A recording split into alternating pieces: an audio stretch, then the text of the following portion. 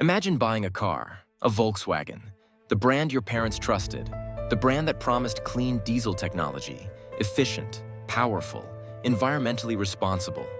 You drive it off the lot feeling good about your choice. You're saving the planet. You're driving German engineering.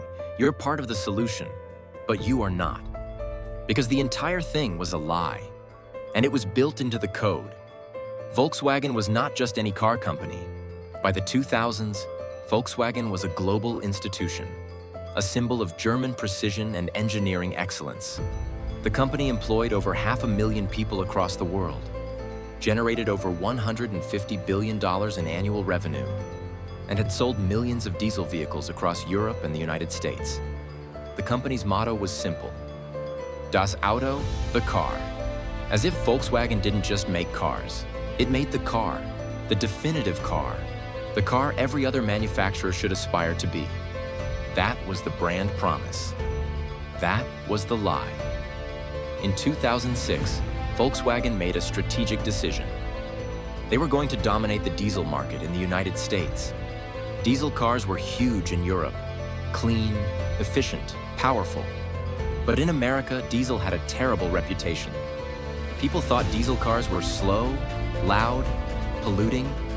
Volkswagen saw an opportunity.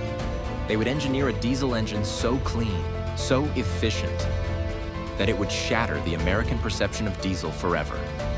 They would prove that a diesel car could be both powerful and environmentally friendly. And they would capture a huge market share in the process. It was an ambitious goal. It was also impossible, because the laws they had to meet were strict. The Environmental Protection Agency had set nitrogen oxide emission limits so low that no diesel engine could meet them while also delivering the performance and power that American drivers demanded. It was a technical wall, an engineering dead end, and Volkswagen's leadership knew it. So they made a choice. Instead of accepting the limitation, instead of building an engine that could legitimately pass emissions tests, they decided to cheat, and they built the cheating into the software. In 2006, engineers at Volkswagen's headquarters in Wolfsburg, Germany, began developing what they called a defeat device. It was software code embedded in the engine's computer system. The software was programmed to detect when a car was being tested for emissions. How did it know? The steering wheel position, the speed, the acceleration rate, the ambient temperature. When the software detected these specific parameters, it knew a test was happening, and it activated a completely different operating mode. In test mode, the engine ran clean. Nitrogen oxide emissions dropped to legal levels. The car passed inspection with flying colors. But the moment the test ended, the moment that car left the testing facility, the defeat device switched off, and the engine reverted back to its normal operating mode, which produced nitrogen oxide emissions up to 40 times higher than the legal limit. 40 times. This was not a mistake. This was not an accident. This was deliberate engineering. Hundreds of Volkswagen engineers knew about it. Managers knew about it. Executives knew about it. And they kept it secret for nearly a decade. Between 2009 and 2015, Volkswagen sold nearly 500,000 diesel vehicles in the United States. Every single one equipped with the defeat device. Every single one marketed as clean. Every single one a lie. The company ran advertising campaigns showing pristine forests and clear blue skies.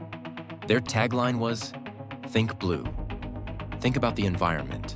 Be responsible. Choose Volkswagen."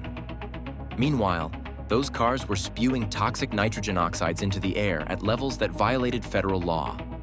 Levels that contributed to smog, to respiratory disease, to premature death.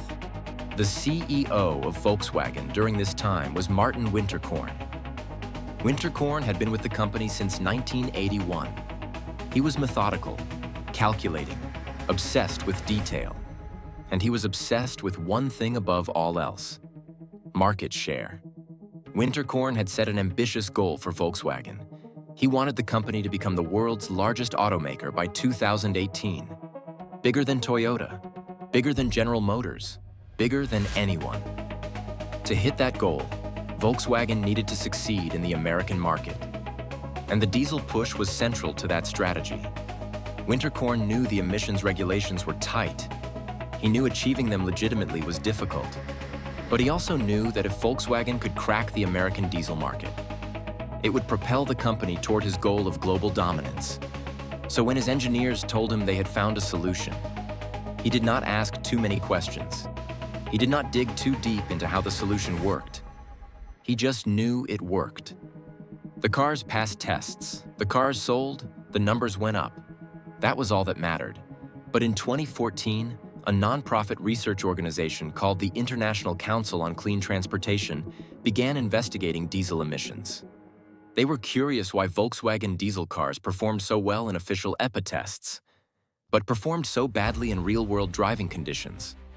On roads in California, the nitrogen oxide emissions from VW diesel cars were 10 to 40 times higher than what the EPA tests showed. How was that possible? The gap was too large, too consistent, too deliberate. It smelled like cheating. The researchers dug deeper. They conducted their own independent tests. They worked with scientists at West Virginia University. They ran comprehensive analysis on Volkswagen diesel engines. And in 2015, they published their findings. The evidence was undeniable. Volkswagen had programmed their engines to cheat on emissions tests. The defeat device was real. The fraud was real. And it had been happening for nearly a decade. When the story broke, it shattered Volkswagen's carefully constructed image overnight. The company that represented German engineering excellence, the company that promised clean technology, had been systematically deceiving regulators and customers for years. Within days, regulators across the world launched investigations. The FBI opened a criminal probe. The EPA issued a notice of violation. Volkswagen's stock price crashed. The company's reputation evaporated. And Martin Winterkorn faced a choice: step down or face the consequences. On September 23, 2015, Martin Winterkorn announced his resignation as CEO of Volkswagen. He claimed he had no knowledge of the cheating. He said he was shocked and appalled by what his engineers had done. He said he was taking responsibility even though he bore no responsibility. It was a masterclass in corporate deflection. But the damage was done. Volkswagen eventually admitted that nearly 11 million vehicles worldwide were equipped with the defeat device. 11 million cars, all over the world, all programmed to lie on emissions tests. The company faced criminal charges, civil lawsuits, massive fines. In the United States alone, Volkswagen paid over $14 billion in penalties, settlements, and vehicle buybacks. $14 billion. It was the largest settlement in automotive history. The company was forced to recall millions of vehicles, repurchase hundreds of thousands of cars from customers, and invest billions in electric vehicle development as penance. Executives and engineers faced criminal charges. Some were prosecuted, some went to prison. But Martin Winterkorn, the CEO who set the goals that made the cheating inevitable, who created the culture where cutting corners was acceptable, who benefited from the fraud for years, he was never convicted of anything in the United States. He settled civil charges in Germany and paid fines, but he faced no prison time. He walked away. So what happened to all those cars? The ones with the defeat device, the ones that were spewing toxic emissions into the air. Some were recalled and fixed with software updates that reduced their performance. Some owners sold them back to Volkswagen at a loss. Some kept driving them knowing the truth, and the nitrogen oxides they produced. Those kept poisoning the air, contributing to respiratory disease, asthma, bronchitis, emphysema, premature death, especially in communities that were already breathing polluted air. The poorest communities, the most vulnerable communities, they breathed more of the poison. They paid a price Volkswagen never had to pay. The Volkswagen scandal revealed something fundamental about how corporations operate when the stakes are high. When a CEO sets an impossible goal, when the culture demands growth at any cost, when engineers are pressured to deliver results, people find ways to deliver results. Not honestly, not ethically, but they deliver. And the people at the top, they benefit from those results. They collect bonuses, stock options, golden parachutes, while the people at the bottom, the engineers who built the code, the technicians who installed it, the workers who manufactured the cars, they face criminal charges, prison sentences, career destruction, and the customers, the people who bought cars in good faith, trusting a brand.